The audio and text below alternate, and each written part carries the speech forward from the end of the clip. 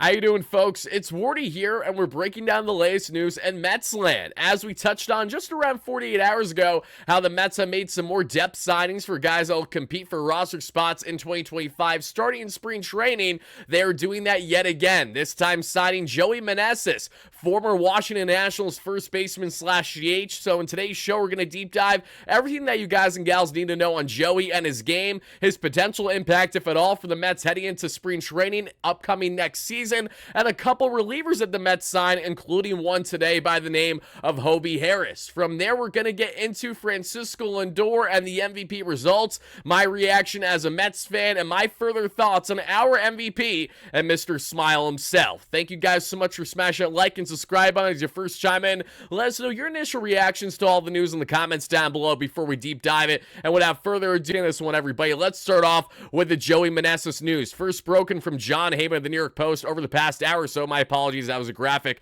from the video that we dropped earlier today. Check that out in case you guys haven't already, on how the Yankees are fearful of Steve Cohen and the Juan Soto pursuit. Why exactly is that, along with some other key updates in Mets land? But Joey Meneses, again, this is the latest depth acquisition for the Mets. You're going to see a lot of that this offseason, but there's good reason for it because you can never have enough depth, first and foremost. And secondly, Joey Meneses brings some important infield depth that we will see starting at the AAA level, with the assumption that he doesn't break the roster out of camp for the Mets, and isn't parted with by saying opting out of his contract to be a free agent and try to sign elsewhere with a greater opportunity. Joey Meneses brings an interesting element to this Mets team where, again, the floor is low, but the ceiling's interesting as to what it could be if he's going to have any impact at any point in the season for the Mets in 2025. Meneses, over this past season that we know, the veteran first baseman slash DH, played right around half a season with the Nationals before they finally came to the realization that they want to go younger as they continue their retool slash rebuild. And in 313 plate appearances, 19 runs scored, just 3 home runs, 42 RBIs,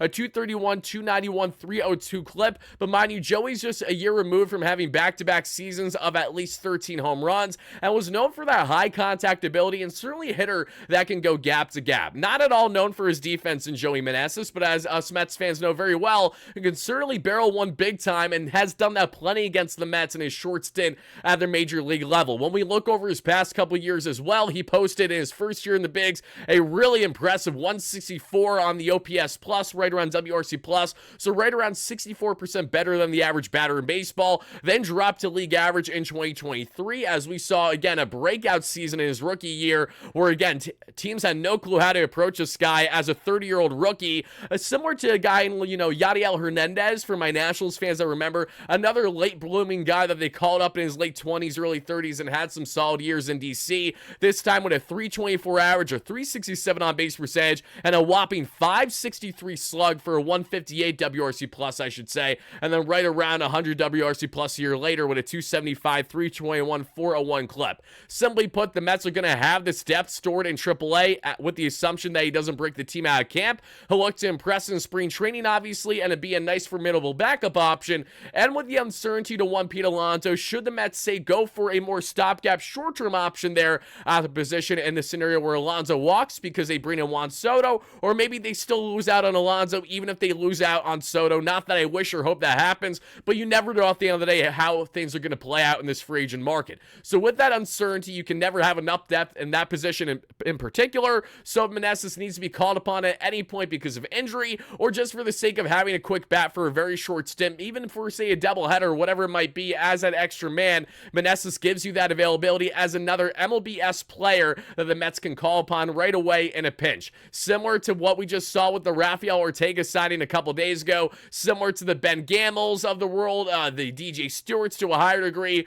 among many others. Again, fringe MLB players that are certainly upgrades over guys with no experience at the MLB level, where they're automatic out as soon as they touch plate there, should the Mets give them a short stint. So that's what you guys and gals need to know there on Joey Meneses. So it'll be interesting to see what impact, if at all, he has for the Mets over this course of the next season. But now let's talk a bit more on the other pickups the Mets did here, which I find pretty interesting on the reliever front. And we're going to start here that we see with Hobie Harris, first broken from Anthony DeComo, as you guys and gals can see right there. Hobie Harris, that my man Isaac Rothman did a fantastic job on doing a quick breakdown. For those that don't know my buddy Isaac, he's our pitching contributor here on the platform. He's just our little pitching guru, so especially when looking at newfound information, a lot of detail-oriented things having to do with pitch shape, evaluating a pitcher, and, is he going to thrive better heavily using his sinker and maybe getting rid of his fastball, what have you. He's a young stud in the making, and Isaac has a fantastic little breakdown here on Hobie Harris, and check him out on X at Isaac Rothman there, and you guys can definitely see Isaac here on the platform in parts throughout the offseason as he's a special guest plenty. He says here, Hobie Harris is a pronator with a nasty slider. He spent 2024 in AAA and did have a north of a 7-year array, but his velocity was up roughly 2 ticks from 2023, and also the K per 9 was fantastic, over 10 K per 9 to 5 walks per 9 we saw this past year. Yes, the minor league baseline ERA is not pretty, but let's bear in mind, David Stearns is very savvy when it comes to reliever pickups. And I've told you guys time and time again, David Stearns is going to go out of his way to acquire a lot of guys that you never heard of on minor league contracts with spring training invites just like this, for the whole purpose of seeing how they can fine-tune their arsenals a bit, knowing the pitching lab that they've been working greatly there in Port St. Lucie, working all the way up to the major league level with one Jeremy Hefner, and now their new assistant pitching coach coming in a lateral move from the New York Yankees, and Desi Drew Shell, because I don't know which one is the correct pronunciation for the last name. So Yankees fans, if you watch this, please let me know in the comments down below. But as we see here, he also toyed with a death ball slider shape. I'd redefine his slider shape and consider adding a sinker to this mix. That says my man Isaac. And again, I trust Isaac's thought process on how to properly get the best out of pitchers, so much so that I'd be lying if I didn't say that, there are definitely people in the organization that know exactly who Isaac is already. He's just such a smart, young, and savvy mind that I'm very happy to have a great relationship with. And furthermore, a couple things we know is that, one, the fastball, no bueno to this point in his career for Hobie Harris. It's something that you might need to get rid of entirely, or change up things about its movement and things of that nature. This is certainly a guy that, when you're looking at an emphasis on what you're going to be getting, has a super nasty splitter that you're going to get, and one that he can hopefully use in his favor there with the splitter and with the slider. Those double S's, if not triple S's. I love sinkers, not spliders, sinkers, sliders, splitties. Those are all things that David Stearns has had a heavy point of emphasis on when acquiring guys as spring training invites that we've seen over the past year. It's been that triple S. He has 2 of the 3 S's, so certainly there's an interest level as to why Stearns would have his way to sign this guy in the early goings of the offseason. So add Hobie Harris to the list of a guy that does have a level of major league experience. Not a lot, but does have a sliver of it that he's going to hopefully find the best out of his game yet, potentially with the Mets here in 2025. That's some nasty drop there as well. So look, listen, this might be the next man up, the same way that Reed Garrett blossomed in many ways as a veteran minor leaguer that finally had proper adjustments over the past year and a half there, going from the Orioles minor league system to the Mets around the 2023 trade deadline, and then he was fantastic in spurts throughout the course of the 2024 season for the Mets, had he in a postseason play, and that wasn't the only reliever as of late that the Mets did pick up. They picked up another man, which is very interesting, that came out just a day or so ago, and Isaac did a nice breakdown here on, yes, the Mets have acquired right-handed pitcher as well, this time in Alex Carrillo, and I could be butchering the last name, it's Carrillo or Carrillo. He topped out at 101 in Independent Frontier League. He has a slow release and hard slider. And here are some numbers there that we saw from his past season there in the Independent Frontier League. And 35 innings, posted a 3.31 ERA, 13 total earned runs allowed, 49 strikeouts to 17 walks, a 1.2 whip, and an opponent batting average of right around the Mendoza line. Working with that sinker, that slider, and that changeup. Sinker and slider is all I need to hear. And now you're telling me this guy, again, sits 96 on average and touches 101. We have ourselves a Swiss Army knife that David Stearns might use brilliantly and might just break out big time for the Mets out of camp in this spring training. Has the velocity, has the movement, has a nasty slider there that sits right around 91.5 miles per hour. I like what I see here plenty, and I apologize there, folks. It doesn't sit 91.5. It sits right around 86.5. I read that wrong. The changeup sits around 88 as well. So definitely interested to see how these guys are going to do, trying to crack this bullpen out of camp. And as I mentioned before, and I'll say it once more before we get on to wrapping up the show with our Francisco Lindor discussion, The Mets are more than likely going to sign maybe one, tops two relievers that we know for a decent amount at the MLB level, where you guys understand who they are, whether they acquire them in the free agent market or via trade. Outside that, no one should be expecting the Mets to be doing multi-lawn deals for relievers, one, and two, going after a lot of really pronounced names. Guys are going to be on 1 year, $11-12 million contracts. Not that it can't happen for more than one guy, but just not likely, because that isn't how David Stearns operates, and he knows that you don't need to allocate a lot of money in your bullpen to get great success out of it. Great organizations turn out great pitching talent each and every year, like the Rays, like the Dodgers, etc. And how do they do it? Houston Astros alike, they do it by having fantastic pitching labs and great player development. That is what the Mets have drastically changed over the past year and a half, and will continue to do exactly that, but their lab is already one of the better ones in not only the National League, but Major League Baseball. So we're going to see just how much of a positive impact that has each and every year as we get into spring training. So unlike the Will Posey regime, where analytics was certainly not a thought for them, now the Mets have a lot of people in these positions to show newfound information and to really work best with these pitchers, to change up their pitch grips a bit, change up their pitch shape, and just get the best out of humanly possible out of their arsenals. Is it going to work for everybody? No, but it's not going to be for a lack of effort, and the Mets have a lot of great young minds working in this organization right now to get the best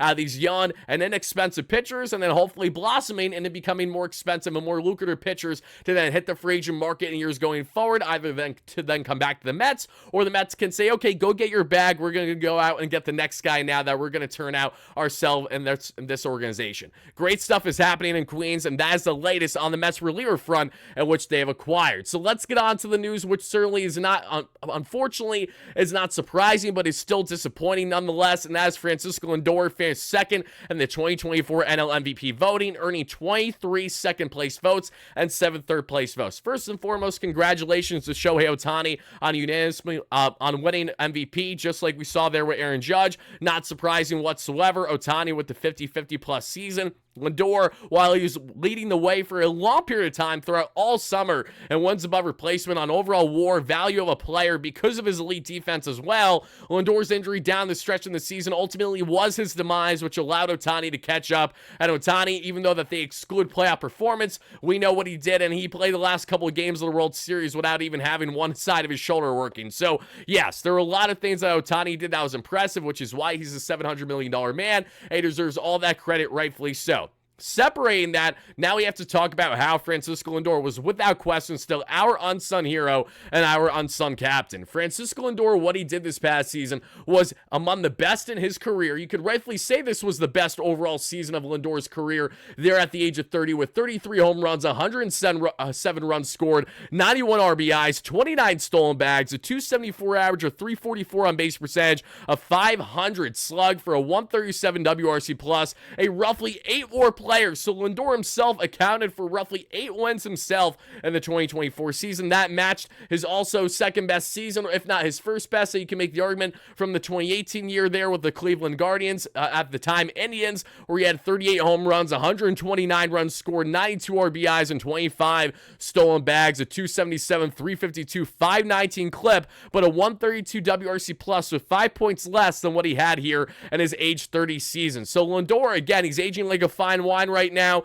He's been so tremendous. This man's back broke towards the end, but that's because he was carrying us so much in that leadoff spot from May 30, from basically halfway through May on, when he was slotted in leadoff. The rest was history. Lindor, there is definitely a coincidence. You can tell that him thriving in leadoff had a lot to do with what we saw during his time in Cleveland. He was their consistent leadoff hitter. He went away from that because of Brandon Nimmo when he first came to the Mets, but now we quickly realized that Lindor just needs to stay where he was all along during his time in Cleveland, where he had a lot of success in doing so. He's out there early and often, and between the playoff heroics for Lindor against the Atlanta Braves for the final game of the regular season or so, the huge bomb there that we saw, the grand slam to send the Philadelphia Phillies home packing, to everything else, all the key highlight reel moments from all of the web gems to the great offensive Again, opposite field Tacos, pulling those bad boys to right. Just tremendous 2-out in runners in scoring position hitting. High leverage, 2-out hitting in general. When you needed Francisco Lindor most, after not knowing how to hit from the right side of the plate the first month of the season, basically, Lindor became one of, if not the best player in Major League Baseball for months on end. Lindor's our unsung hero. This team would be nowhere without him, and without him, this team certainly doesn't get it out of their 11-game below 500 rut, where Lindor and JD Martinez helped spearhead that team meeting, and the rest was history from there. The Mets soared all summer long, had the best record in baseball from May 30th on up until the year's conclusion, and Lindor did so much to not only further prove why he's deserving of his contract, but why he was able to finally silence any and all doubters now as to, can this guy step up? Can he be a true leader in New York, especially with all the doubts for the first month and a half of this regular season? Even in his so-called punt year, Lindor not only exceeded expectations, but he yet again proved his worth of a $341 million man, and his worth of a man that is destined to be the captain of this organization for the next number of years. Lindor, thank you so much for everything you did for this Mets team. It was nothing short of a privilege truly to witness all the greatness that was from Mr. Smile himself in the course of the 2024 season. I'm just grateful that I've had the privilege to cover every step of the way in his metropolitan career, because we started this channel in the offseason there of 2020 getting into 2021 when Steve Cohen first became owner. We covered the first official move by Steve Cohen, which was friend of the channel Trevor May. Hope Trevor's doing well. And then not long after, the Mets acquired one Francisco Lindor, who is on my wall, if you guys can see up there right here right now. To know that Lindor has been here every step of the way that you guys can see, and to know all the trials and tribulations he has had in the early goings of his Mets tenure, and how much he has overcame them to the point that he has, I simply cannot say anything else but that I'm grateful and I'm very thankful that he is our captain and our star shortstop for the foreseeable future. Now, when it comes to trying to sway one Juan Soto, I know that we don't have the reigning MVP in Aaron Judge, but by God, we have one of the closest next best things in Francisco Lindor, certainly a defensive masterclass, and certainly one,